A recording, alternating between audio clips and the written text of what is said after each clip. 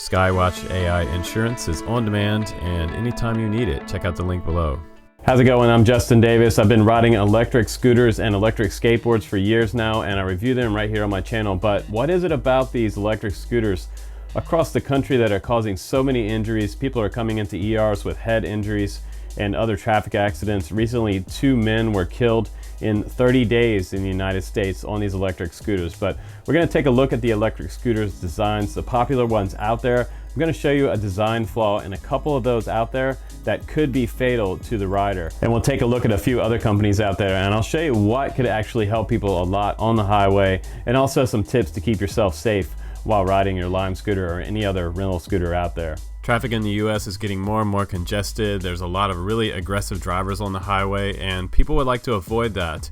They're looking for alternatives, and Lime came along with the app. You can hit the street in a matter of minutes and be on your way, which is great, but you still have to observe traffic laws. Not just cutting out across the middle of lanes and not wearing a helmet while you're riding your scooter is a big thing. If you wear a helmet while you're riding a bicycle or an electric scooter, your chances of death while visiting the ER are greatly reduced. We're also seeing people riding in mid-conversation on cell phones, holding lattes, riding one-handed, through pedestrian traffic, and in pretty adverse weather conditions. Keep mindful of the rain with an electric scooter. This is a big no-no. And the biggest cause of US deaths for electric scooters is the driver not seeing you, so you want to do whatever you can to be seen. And there's 3 different things you're doing while you're riding an electric scooter. 1, you're looking out for pedestrians. This guy's not even looking at me. You're maintaining your speed and your balance and looking for what's coming up next. You always have to be looking for what's coming up next. You have to be looking for cars coming from the right, left, in front of you, behind you, and you have to be looking down at the same time. If you hit one of these with one of the harder style wheels that some of the scooters out there have, namely the Lime S scooter, you will be pitched on the ground in what I call the fly swatter. And the way that that occurs is when you hit the pothole, the front end turns, and if you have a scooter that turns more than 75 degrees, like the Lime scooter right here turns more than 80 degrees, almost 90 degrees around, when it hits that hole, you're going to pitch down. It's kind of like falling down the stairs trying to hold yourself up with a cane. It's not going to happen. If you look at that handle right there, you can tell it has taken a few spills on the concrete. One other big thing is that you don't want to use the hard wheel. The hard wheel is what I call the neck breaker. This is no cushion at all. And the next offender we have is the Skip Company scooters. These also turn almost a full 90 degrees right there, pitching the rider to the ground. Here's another side view of the Skip scooter fork right there. It's almost 90 degrees, not quite 90 degrees, but they need to really limit these to about 30 degrees turn.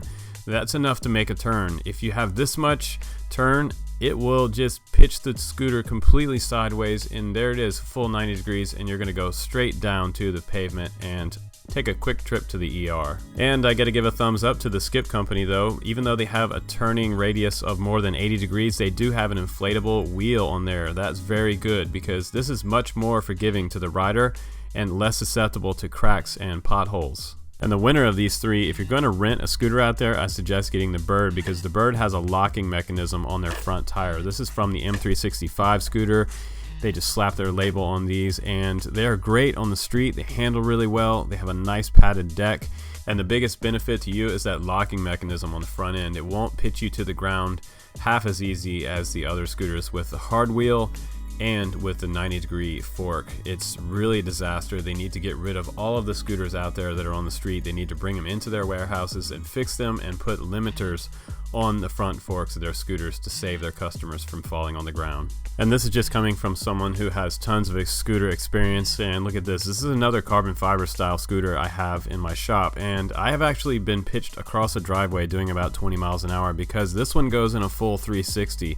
This is a terrible design for a scooter, and I didn't realize that until I'd ridden it for a few months and got tossed off of it one time.